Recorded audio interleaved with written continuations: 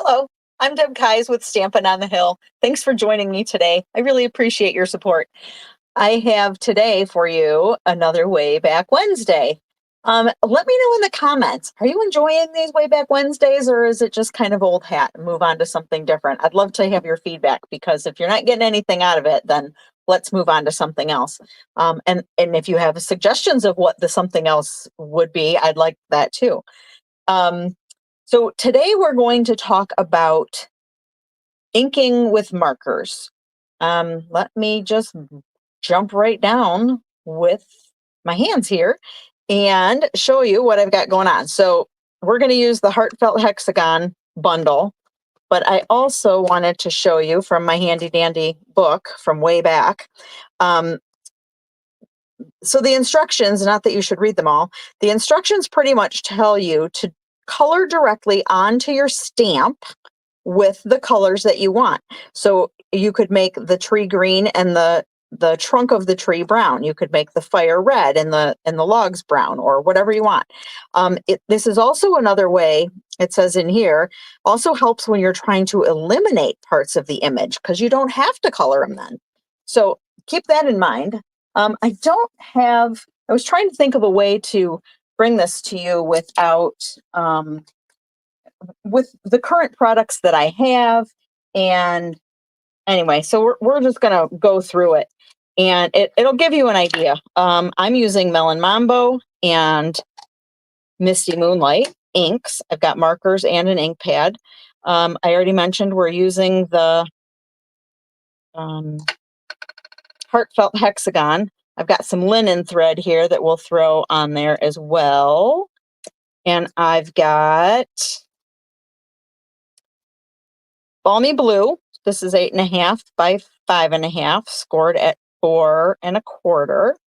I also have a piece of Whisper Basic White. And this is just a scrap. I just need it to be big enough for my punch. So that's where our greeting's going to go. And then I have a 2-inch by 6-inch piece of DSP. This DSP came from the Meandering Meadows. And then I also have, we're going to cut this down because it's going to go as tall as our card, so 5.5 inches.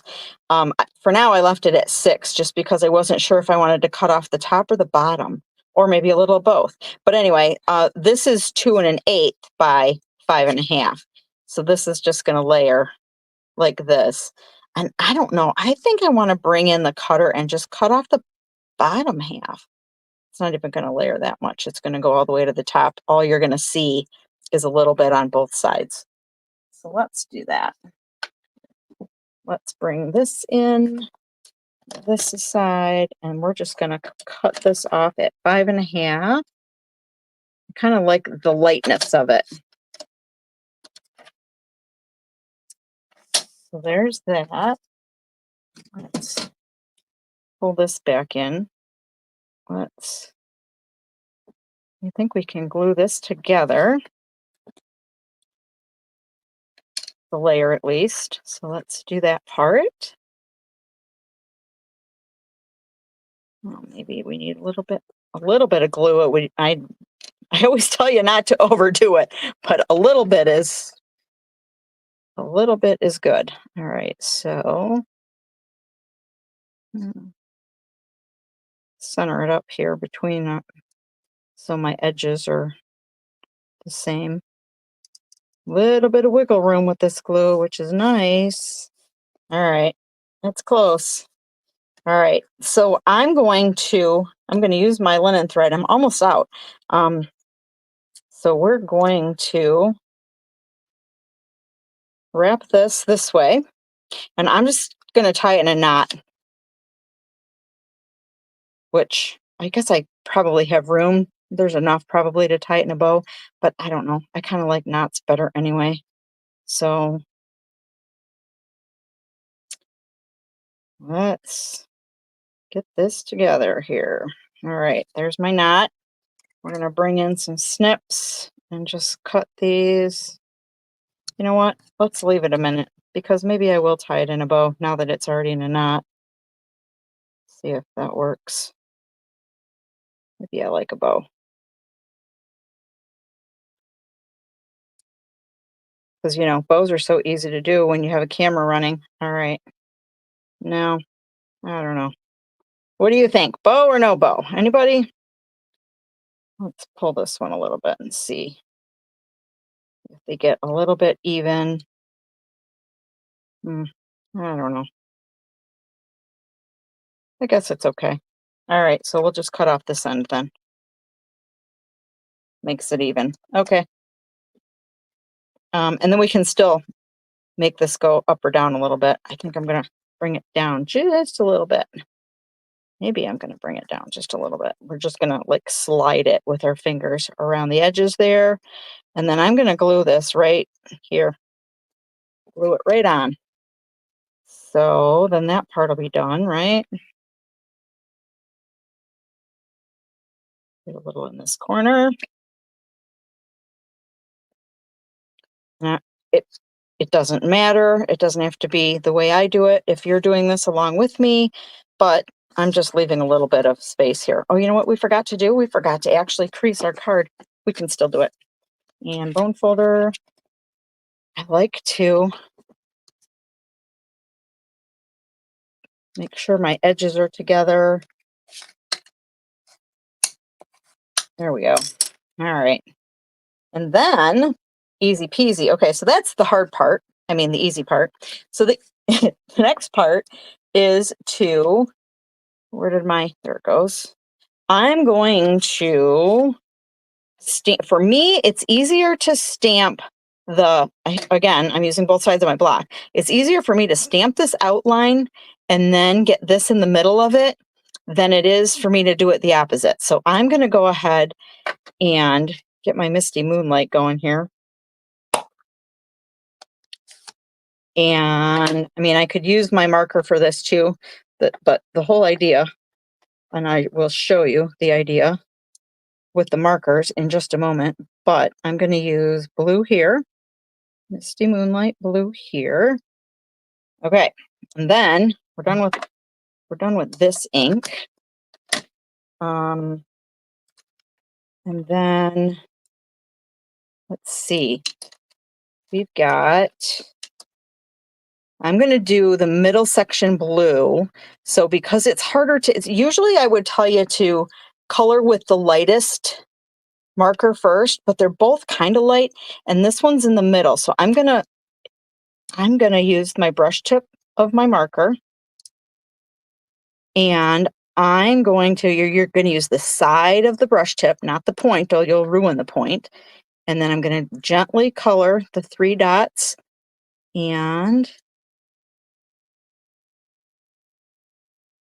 this oval in the middle here. And you can go over it as many times as you want, but so we're going to leave that like that for now. And then we're going to also do the rest of it. We're going to do in Melon Mambo. So again, I'm going to use my brush tip and I'm going to use the side, and then you can see what I'm doing just on the side. I'm trying not to hit any of that blue stuff that I just colored. Both of these. And then, because that ink has been drying on there a little bit, I'm going to hold it up to my mouth and just like breathe on it a second. And then we'll see if I can get this in here straight. You see me okay?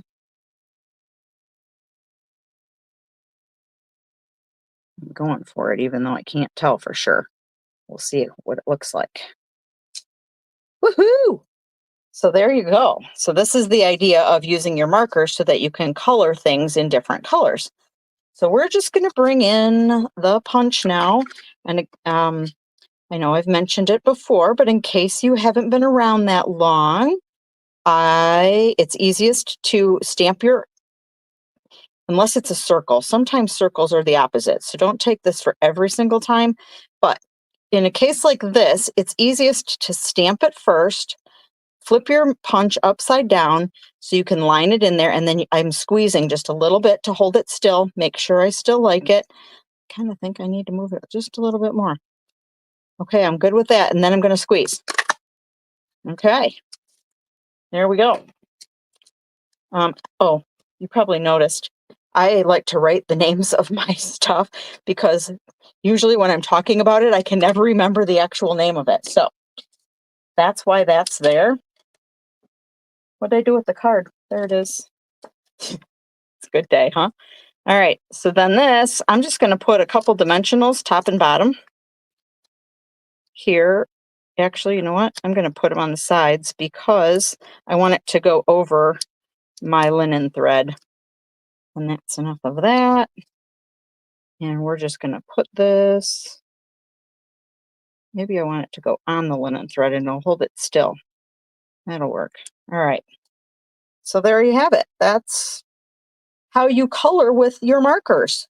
One note though, if you're using the Stampin' Blends, well, let me move some stuff off to the side here and let you see the finished project. And come back here to let you know that if you're using Stampin' Blends to color your stuff, don't put those on your stamps, because the alcohol that's in the Stampin' Blends markers is not good for your stamps. So definitely don't do that. Use the Stampin' Write markers. There are two different types of markers. I believe there's a video on the difference between the two sets of markers that you could go back and watch as well. But definitely the Stampin' Write you can use for coloring, you can use for stamping or coloring directly on your stamp. But the Stampin' Blends, the alcohol markers, you want to make sure you don't color on your stamp with those. So one little exception. The Stampin' Blends are great to color with, though. I highly recommend those for coloring. Let's see, what other kind of announcements? Anything? The September to December mini catalog is in full swing. So if you are looking to do Christmas cards or fall cards, there's plenty of things in that. You know what else? There's for those scrapbookers, if you're a scrapbooker, there's a new, I'm trying to remember if I put it on my Facebook page someplace or not. If I haven't yet, I will definitely do it so you have access to it. I know it was in my monthly newsletter, so if you get the newsletter, it's in there. But there's a whole little brochure. I don't know how many pages it is, maybe 6 or 8, maybe 10, something like that, page brochure of scrapbooking stuff. So, yep, Stampin' Up's getting back into the scrapbooking game. So if you have needs for that, let me know definitely. And I will try to remember to put that on and link to the brochure on the Facebook page as well. If you don't already have a demonstrator, I would love to be yours and get you a new catalog. The brochure, I don't believe is being printed yet, but I could get you an electronic copy if you want to flip through that way. And be sure to come back every Wednesday. There's a new video. They usually publish on my YouTube channel at 10 a.m. on Wednesdays and on Facebook around 6 p.m.